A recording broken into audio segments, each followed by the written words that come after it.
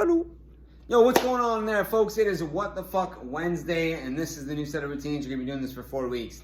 This, however, is going to be much different than what we've got going on in studio because we're going to be using the equipment, going through it in a circuit fashion, using the assault bikes and things like that. So, going to be different for you guys at home, but just like always, we're going to make sure that you guys can do it at home as well. So, what we're going to do for the warm-up today, it's going to be a 45, well, the time sequence is going to be intervals, right? That's how we do all Wednesdays. It's going to be a time sequence, 45 seconds of work, 15 seconds of rest, all right, with a 20-second in between there, right? So a transition in between the next round because we're going through rounds. So if you're at home, I would just do a 45-15, right? Do the second exercise and then rest, right? So what that looks like, 45 seconds work, 15 seconds rest.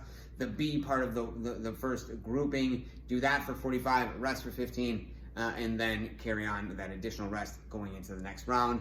You can also eliminate those rests. It's going to be entirely up to you, but you're probably going to be needing them, especially as we get a little bit through there. It's going to be metabolic on this one as well. So we're going to start out in studio here, right? With the warm-up itself, we're going to go with some inchworms and quadrapeds, right? We'll talk about that, and then the actual workout itself. Let's get into it. It's going to be pairings of exercises. First round or zone over here in the studio is going to be assault bike skier. So what you guys are going to do at home is you're going to do high knees, and then you're going to also do, what did we have in there? Replace that, some slams, some dumbbell slams, or some whatever you have type of slams. And again, you don't have to slam it. We'll get through that when we get to the actual part of it. Zone 2 is going to be our dumbbell overhead press in with our ropes. However, you guys aren't going to do ropes because unless you have ropes at home, if you do, that's awesome. Otherwise, you're going to do some seal jacks. The third pairing is going to be our TRX, where we're going to go with some inverted rows.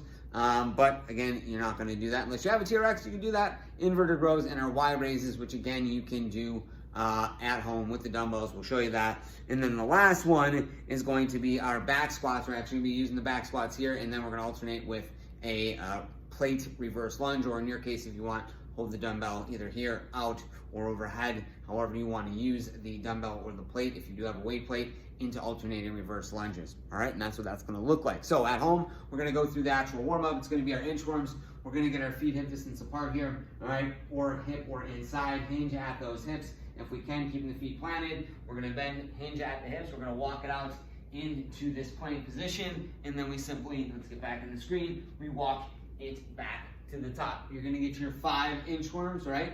From there, guys, we're going to go down. We're going to do some quadrupeds.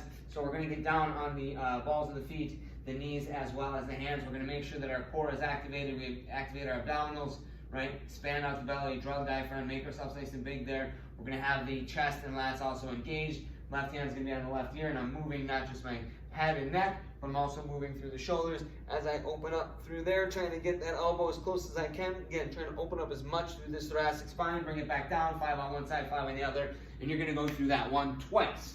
All right? So the first pairing of moves for you getting into the workout is going to be our high knees, and then you're also going to do some dumbbell slams if you have them, right? So 45 seconds high knees. Feet are going to be in about hip to shoulder distance, athletic position here. We're going to drive the ball of the foot through the floor and get those knees, ideally, to hip height here for 45 seconds, right? You don't want to go ham and blow your lungs out in the first 15 seconds. Try and move through there at a decent tempo. Maintain that for 45, rest for 15. Grab yourself a weight, whatever that might be. You can hold it like so, or you can hold it by the head of the dumbbell if you'd like it in your squat stance. Right up overhead, slam it down like you would the med ball, right? Through there, back up. Slam down, or you can hold it like so, like you're dropping that hammer. Slam the ball down, bring it back up. Slam the ball down, bring it back up. If you have a med ball, you can also do that. Be mindful you're not just going all flailing through there. Make sure that you do have some tension in that core, especially as you're doing those. The next set is going to be our dumbbell overhead presses. We're going to have a set of dumbbells for you, right? In 45 seconds, just a simple overhead press. Grabbing the dumbbells right here, keeping the body in a good, nice posture, feet shoulder distance, like bending the knees, core is tight. Extend those weights right up overhead, tucking the hips under as we bring them down and up. You're going to go through there for your 45 seconds. When you're done with that, we're going to flow through into some seal jacks. Hands are going to be out here. Getting through our 45 seconds of seal jacks. The next pairing of movements are going to be our TRX rows, but we're going to be using a bent over row position into a Y raise. Okay, so I'm going to use these light, heavier dumbbells here For the bent over rows, we know what to do here. Feet gonna be hip distance, bend in the knees, like soft knee hinge at the hips. Keeping the back nice and flat. We're gonna drive those elbows back behind, squeeze the shoulder blades together, and we're gonna work through that for 45 seconds. Other option here is going to be our Y raise. I don't have dumbbells here, but you can have a lighter set of dumbbells. If you don't have a lighter set, you can simply hinge at the hips. And for 45 seconds, bring those arms out into a Y. Go with a limited range of motion here for the Ys if you don't have weights. If you do, bring them all the way down to the side and bringing them right back up. Palms finish kind of facing the floor on that one.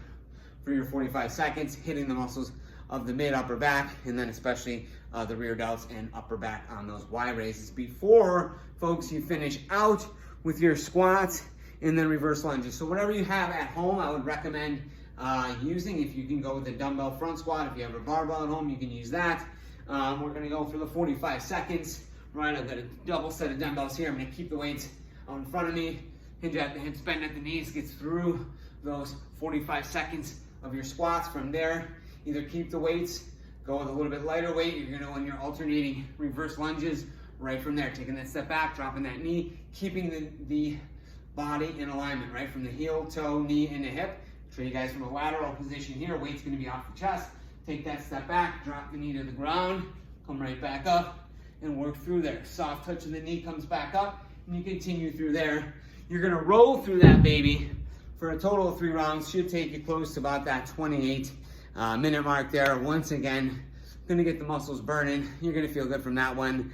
We'll see you guys in Friday's fucking Friday video. Peace and love, we out.